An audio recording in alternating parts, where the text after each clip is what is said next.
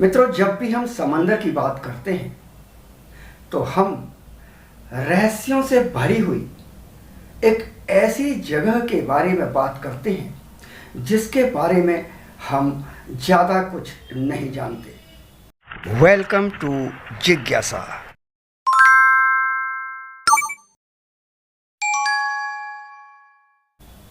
आज तक वैज्ञानिक या शोधकर्ता या फिर समंदर को खंगालने वाले जो बुद्धिजीवी हैं वो केवल 5% ही इस समंदर को खोज पाए हैं।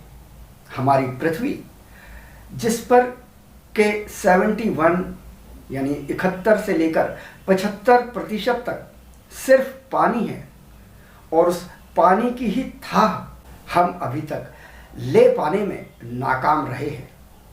ये महासागर, ये विशाल महासागर, ऐसे गहरे समंदर जहाँ की सूरज की रोशनी भी अंदर पहुँचती नहीं है ठीक से, ऐसी जगह पर जीव जंतु जिनके बारे में कि हम अनभिज्ञ हैं, ऐसे ऐसे रहस्य अपने आप में समेटे हुए है ये महासागर, ये समंदर।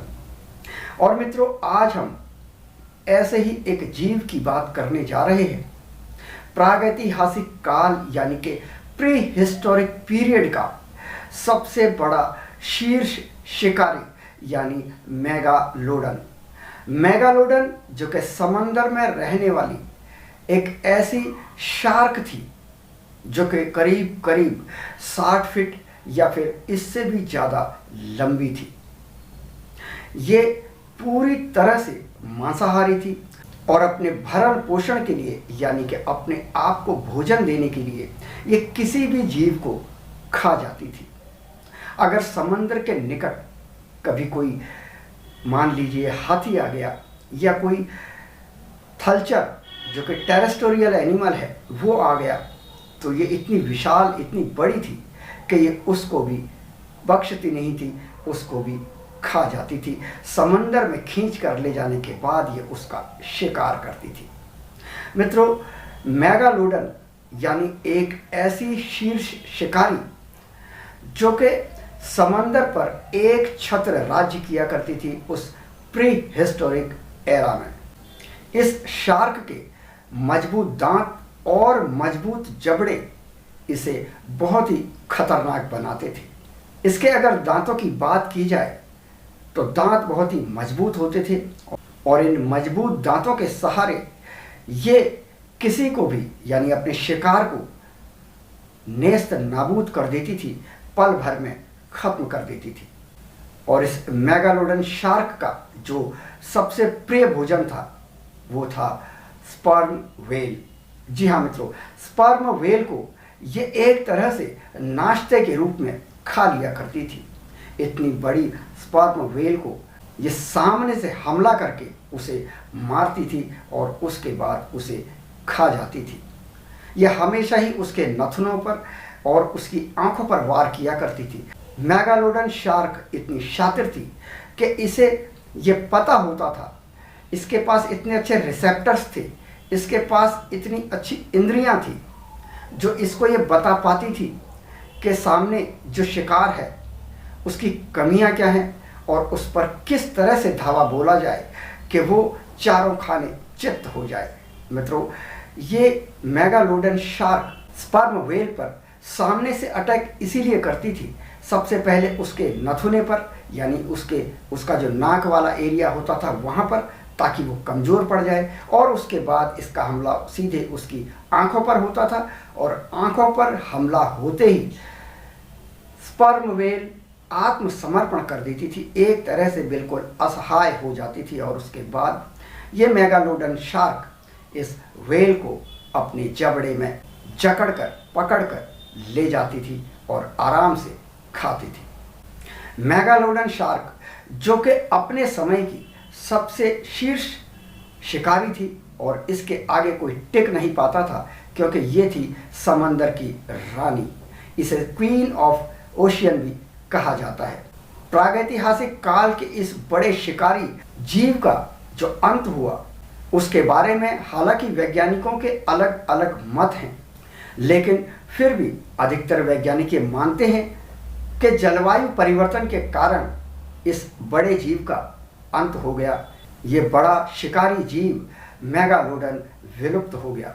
मित्रों, इसके एक्सटेंशन के पीछे दूसरा कारण ये भी बताया जाता है कि क्योंकि मेगालोडन कम से कम 60 फीट या इससे भी थोड़ी बड़ी होती थी ये शार्क, तो इसको भोजन पर्याप्त मात्रा में चाहिए होता था।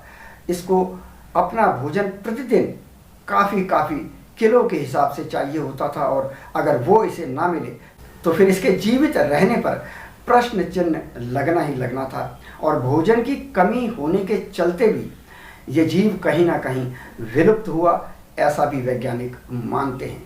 अगर आज के कॉन्टेक्स्ट में देखा जाए तो वाइट शार्क जो है, ग्रेट वाइट शार्क, ये मेगालोडन की पीढ़ी है।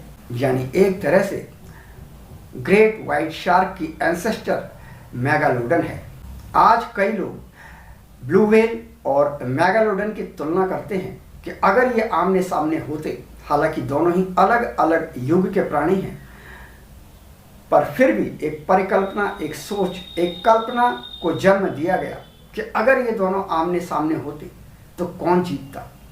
तो जाहिर सी बात है कि मेगालोडन एक शीर्ष स्तर की शिकारी शार्क थी जो कि व्हेल को खाया करती थी, खास तौर पर स्पर्म व्हेल को। लेकिन वहीं ये भी सच है कि ब्लू व्हेल मेगालोडन से कहीं ज़्यादा बड़ी है।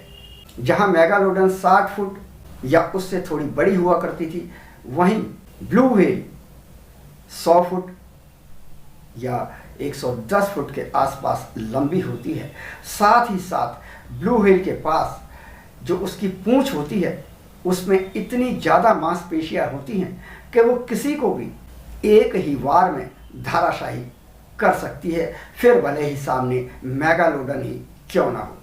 तो अधिकतर वैज्ञानिक या शोधकर्ता ये मानते हैं कि अगर आज मेगालोडन शार्क होती, तब भी व्हेल से उसका मुकाबला कर पाना शायद ये 50-50 का ही गेम होता। बहरहाल ये एक अंतहीन बहस है कि दोनों अगर होते तो कौन समंदर पे राज करता। तो मित्रों, आज की इस वीडियो को यहीं देते हैं विराम। आशा करता हूँ आज का ये वीडियो आपको पसंद आएगा। चैनल को कर दीजिएगा सब्सक्राइब, इस वीडियो को कर दीजिए अधिक से अधिक लोगों तक शेयर, और मित्रों अगर ये वीडियो पसंद आए तो एक लाइक इस वीडियो को ज़रूर दे दें। मैं मिलता हूँ जिज्ञासा के अगले अंक में, तब तक के लिए नमस्कार।